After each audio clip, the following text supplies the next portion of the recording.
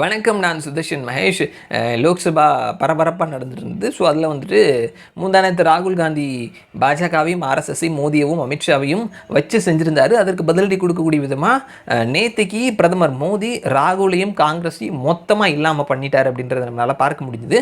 So அது போக நிறைய விஷயங்கள், சுவாரஸ்யமான விஷயங்கள் எல்லாம் நடந்தது. ஸோ அதில் தமிழகத்தை சேர்ந்த 2 எம்பிஸ் பல்பு வாங்கின கதையை நம்ம பார்த்தோம்.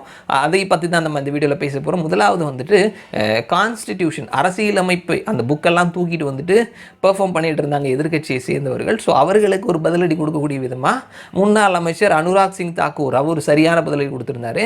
கான்ஸ்டிடியூஷனை தூக்கிட்டு வரீங்களே, அது இவ்வளோ பெருசு இருக்குது, அவ்வளோ சைஸாக இருக்குதுன்னு சொல்கிறீங்களே, எவ்வளோ பேஜஸ் இருக்குது அப்படின்னு சொல்லி கேட்டார். ஆப்போசிட்லேருந்து மூச்சே வரல. அப்படியே அந்த பக்கமாக கேமராவை திருப்புறாங்க. யாருமே ஒன்றுமே பேசலை. சொல்லுங்கள் பாஸ், எவ்வளோ பேஜஸ் இருக்குது, என்னைக்காவது எடுத்து படிச்சிருக்கிறீங்களா? அங்கேருந்து எடுத்துகிட்டு வரீங்க, எல்லாருக்கிட்டையும் காட்டுறீங்க, எடுத்துகிட்டு போயிடுறீங்க. ஓப்பன் பண்ணி படிங்க, அப்போ தான் எவ்வளோ பேஜஸ் இருக்குதுன்னு தெரியும். படிக்காமலே சும்மா தூக்கிட்டு போனீங்கன்னா அது உள்ளே என்ன இருக்குன்னு உங்களுக்கு எப்படி தெரியும் அப்படின்ற மாதிரி டேமேஜ் பண்ணிட்டாரு.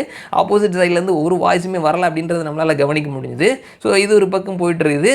தமிழகத்தை சேர்ந்த 2 எம்பிஸ், ஒன்று வந்து கம்யூனிஸ்ட் கட்சியை சேர்ந்த மதுரையை சேர்ந்த எம்பி சு வெங்கடேசன், அவர் வந்துட்டு செங்கோல் பற்றி பேசிட்டு இருக்கிறாரு. செங்கோல் பற்றி நார்த் இந்தியாவை சேர்ந்தவர்கள், அவர்களுக்கு நிறைய விஷயங்கள் தெரியாமல் இருக்கலாம். அவர்கள் அது ஏன் வேணாம், பிஜேபி கொண்டு வந்தாங்க அதனால் வேணான்னு கூட சொல்லலாம்.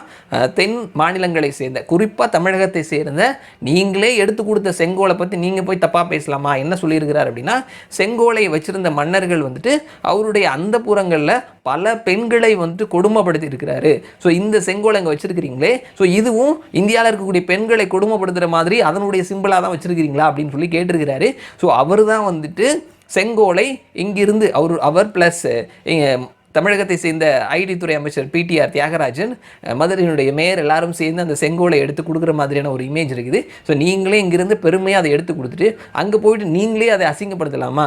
இது இப்படி ஒரு டபுள் ஸ்டாண்ட் நமக்கு தேவைதானா அப்படின்னு சொல்லிட்டு பாஜகவினுடைய மாநில தலைவர் அண்ணாமலை உட்பட பலர் அவர்களை வந்துட்டு ட்ரால் பண்ணிட்டு இருக்கிறாங்க. தமிழகத்தினுடைய பெருமையை நீங்களே அங்கே போயிட்டு அசிங்கப்படுத்தலாமா? பர்சனலான உங்களுடைய பாலிடிக்ஸ் அப்படின்றது இருக்கலாம். அதற்காக தமிழர்களினுடைய பெருமையின் சின்னமாக இருக்கிறத அங்கே பாராளுமன்றத்தில் தமிழர்களினுடைய பெருமை அப்படின்னு சொல்லி வைக்கப்பட்ட அந்த செங்கோலை போய் நீங்கள் உங்களுடைய பாலிடிக்ஸ்க்காக அசிங்கப்படுத்தலாமா அப்படின்ற கேள்வியை கேட்டுட்டு இருக்கிறாங்க. அடுத்தது விசிகாவினுடைய திருமாவளவன். ஸோ கள்ளக்குறிச்சியில் கள்ளச்சாராயம் மரணம் 60க்கு மேலே போயிட்டு இருந்தது. ஸோ அது சம்பந்தமாக அவர் அங்கே போய் பேசியிருக்கிறார். இந்த மாதிரி வந்துட்டு சாராயத்தினால மதுவினால பலர் வந்துட்டு வாழ்க்கையை தொலைச்சிட்டு இருக்கிறாங்க, பலர் வந்துட்டு உயிரை இழந்துட்டு இருக்கிறாங்க. ஸோ இதற்கு ஒரு தீர்வு காணணும், தேசம் முழுவதும் மது விலக்கு அப்படின்ற ஒரு கொள்கையை மத்திய அரசாங்கம் கொண்டு வரணும். மதுவினால் பாதிக்கப்படுறவங்களுக்கு அவர்களினுடைய வாழ்க்கையை மீட்டெடுக்கிறதுக்கு மத்திய அரசாங்கம் தான் நடவடிக்கை எடுக்கணும். நீங்கள் தேசம் முழுவதும் ஒரு நடவடிக்கை எடுக்கணும், ஒரு சட்டம் கொண்டு வரணும் அப்படின்றத பேசியிருக்கிறாரு. ஒரு நல்ல ஸ்டேட்மெண்ட் தான். ஸோ அதை வந்துட்டு அங்கே போய் சொன்னதெல்லாம் தவறெல்லாம் ஒன்றும் கிடையாது. ஸோ அவருக்கு பதிலடி கொடுக்கக்கூடிய விதமாக மத்திய நிதியமைச்சர் நிர்மலா சீதாராமன், உங்கள் ஊரில் கள்ளச்சாராயம் குடிச்சு 60க்கும் மேற்பட்டவர்கள் இருந்திருக்கிறாங்களே, அங்கே ஒரு கவர்மெண்ட் இருக்குதே, அந்த கவர்மெண்ட் கிட்ட முதல்ல இதை போய் சொன்னீங்களா? அங்கே வந்துட்டு டாஸ்மாக் கடையை வைத்து மதுவை விற்பனை செஞ்சுட்டு இருக்கிறது அவங்க தான், அவங்க கிட்ட நீங்கள் இது சொன்னீங்களா?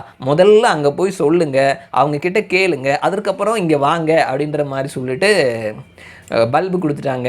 ஸோ அவர் வைத்த வாதம் கரெக்டாக இருந்தாலுமே அங்கே சொல்கிறது கரெக்டு தான். அதே மாதிரியான வாதத்தை, அதே மாதிரியான வார்த்தைகளை, அதே மாதிரியான கோரிக்கைகளை இங்கேயும் நீங்கள் ஸ்ட்ராங்காக வைக்கலாமே, ஏன் வைக்க மாட்டேங்கிறீங்க அப்படின்ற ஒரு கேள்வியை தான் வந்துட்டு நிர்மலா சீதாராமன் எழுப்பியிருக்கிறாங்க. ஸோ இப்படியாக வந்துட்டு தமிழகத்தை சேர்ந்த 2 அமைச்சர்கள் நேற்றுக்கு லோக்சபாவில் வந்து அவர்கள் பேசி அவர்களினுடைய பேச்சுக்கு பதிலடி வாங்கியிருக்கிறாங்க அப்படின்றத கவனிக்க முடிகிறது. மறுபடியும் நான் உங்களை இன்னொரு வீடியோவில் சந்திக்கிறேன். அது வரைக்கும் நன்றி.